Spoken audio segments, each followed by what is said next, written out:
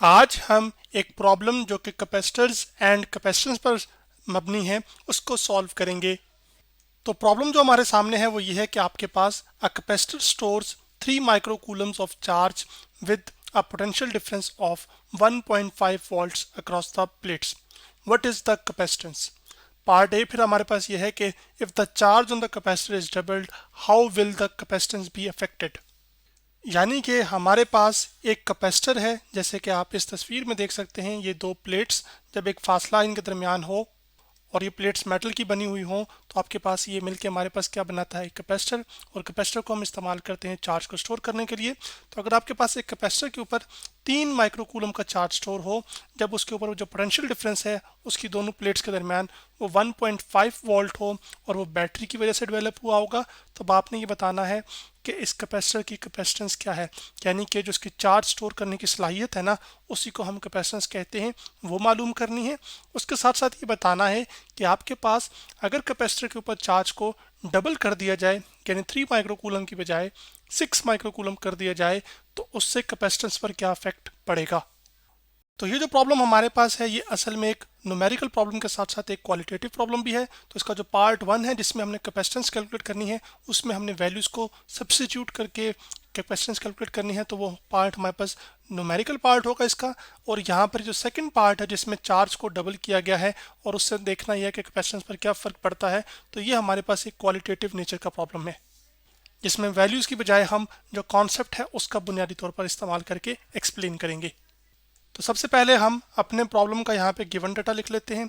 तो आपके पास यहाँ पर हमें चार्ज की वैल्यू दी गई है, तो मैं लिख लेता हूँ आपके पास चार्ज क्यू। चार्ज को हम रिप्रेजेंट करेंगे सिंबल क्यू के साथ और उसकी वैल्यू यहाँ पर दी गई है 3। और माइक्रोकूलम, तो माइक्रो के लिए हम म्यू यूज़ करेंगे इस तरह से, और साथ कूलम। तो अब आपके पास इसको हमने तब्दील कर लेना है। चार्ज का जो स्टैंडर्ड यूनिट है वो कूलम है, तो हम यहाँ पे लिख लेंगे आपके पास 3 मल्टीप्लाई बाय 10⁻⁻⁻⁶, क्योंकि एक माइक्रो कूलम के अंदर 10⁻⁻⁶ कूलम चार्ज स्टोर होता है या मौजूद होता है।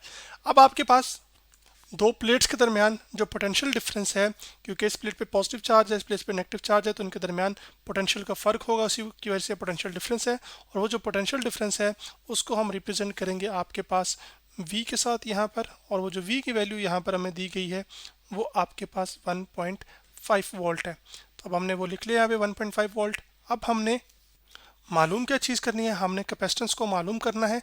तो कैपेसिटेंस को मालूम करने के लिए हम अभी कैपेसिटेंस को रिप्रेजेंट करें सिंबल सी के साथ और आगे हमने क्वेश्चन मार्क लिख दिया है, यानी कि ये चीज़ हमने मालूम करनी है। अब आपके पास एक कैपेसिटर के ऊपर जो चार्ज स्टोर होता है उसके बारे में हमने पढ़ा हुआ है और हमने उसी का ही इस्तेमाल करना है ताकि हम जो कैपेसिटेंस है उसको कैलकुलेट कर सकें। तो आपने ये पढ़ा होगा कि पढ़ा था कैपेसिटर में कि आपके पास जितना प्लेट्स के दरमियान पोटेंशियल डिफरेंस ज़्यादा होगा, या फिर कह लीजिए कि बैटरी से जितना पोटेंशियल डिफरेंस आप ज़्यादा अप्लाई करेंगे उतना ही कैपेसिटर की प्लेट्स के ऊपर जो चार्ज स्टोर होगा वो भी क्या होगा, वो ज़्यादा होगा।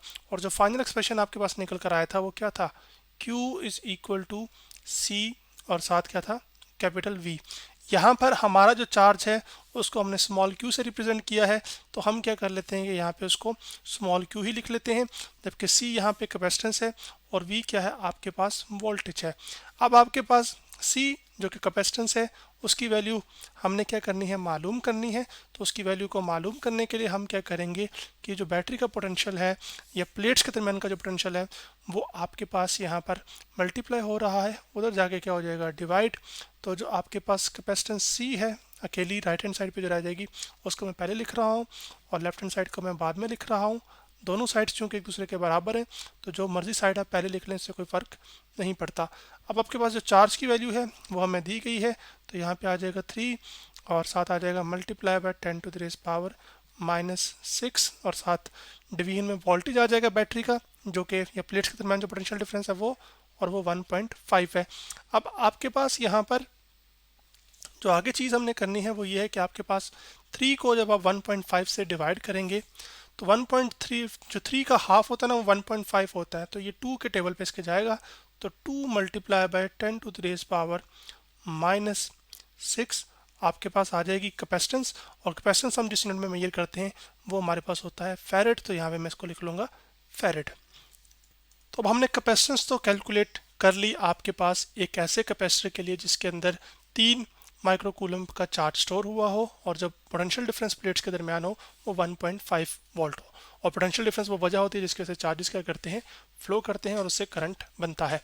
अब आपके पास जो अगले पार्ट में हमने आंसर देना है वो ये है कि आपके पास इस बात को एड्रेस करना है कि अगर चार्ज को हम डबल कर दें, यानी कि कैपेसिटर की जो प्लेट्स के ऊपर चार्ज स्टोर हो रहा है वो डबल हो जाए तो कैपेसिटेंस पर क्या फ़र्क पड़ेगा। इस बात का जवाब इस चीज़ से जुड़ा होगा कि आपने कोई ऐसे फैक्टर्स पढ़े होंगे ना जिस पर कैपेसिटेंस डिपेंड करती है। तो क्या आप ये जानते हैं कि कैपेसिटेंस चार्ज पे डिपेंड करती है? तो आपने यही देखा होगा या पढ़ा होगा कि कैपेसिटेंस तो चार्ज पे डिपेंड नहीं करती, फिर चार्ज चाहे 2 गुना हो जाए या 100 गुना हो जाए या 1 गुना बढ़ जाए या 4 गुना या 8 गुना, तो कैपेसिटेंस पर तो कोई फर्क नहीं पड़ेगा। इसका मतलब ये हुआ कि doubling the charge does not affect the capacitance, it will remain unchange. यानी कि अगर चार्ज डबल भी हो जाए तो उससे कैपेसिटेंस पर कोई फर्क नहीं पड़ेगा। क्यों? क्योंकि कैपेसिटेंस आपके पास एक कैपेसिटर की जो होती है वो उसके ऊपर कितना चार्ज स्टोर हुआ है उस पर डिपेंड नहीं कर रही। कैपेसिटेंस हमारे पास डिपेंड करती होती है कि आपके पास प्लेट्स का एरिया कितना है। तो मैं चले वो फैक्टर्स लिख भी देता हूँ, सी जो कि हम कैपेसिटेंस के लिए इस्तेमाल करते हैं। तो आपके पास कैपेसिटेंस एरिया पे डिपेंड करते हैं डायरेक्टली, यानी कि जितना प्लेट्स का एरिया ज़्यादा होगा उतना ज़्यादा चार्ज इन प्लेट्स के ऊपर आ सकेगा। तो आपके पास इसका मतलब है चार्ज स्टोरिंग एबिलिटी उसकी उतनी ही ज़्यादा होगी। उसके साथ साथ एप्सिलॉन नॉट जो कि परमिटिविटी ऑफ फ्री स्पेस है जो कि कांस्टेंट नंबर होगा, और डिवाइडेड बाय आपके पास डिस्टेंस बिटवीन द प्लेट्स। जितना डिस्टेंस प्लेट्स के दरमियान कम होगा उतनी ज़्यादा कैपेसिटेंस होगी कैपेसिटर की, और जितना फासला ज़्यादा होगा उतनी कैपेसिटेंस कम होगी। तो इन तीनों फैक्टर्स के अंदर चार्ज की कोई टर्म नज़र हमें नहीं आ रही। इस वजह से चार्ज चाहे डबल हो जाए या 4 गुना हो जाए या 8 गुना हो जाए उससे कैपेसिटेंस पर कोई फ़र्क नहीं पड़ेगा। तो आज हमने क्या किया कि आपके पास एक प्रॉब्लम जो कि कैपेसिटर्स एंड कैपेसिटेंस से रिलेटेड था उसको सॉल्व किया।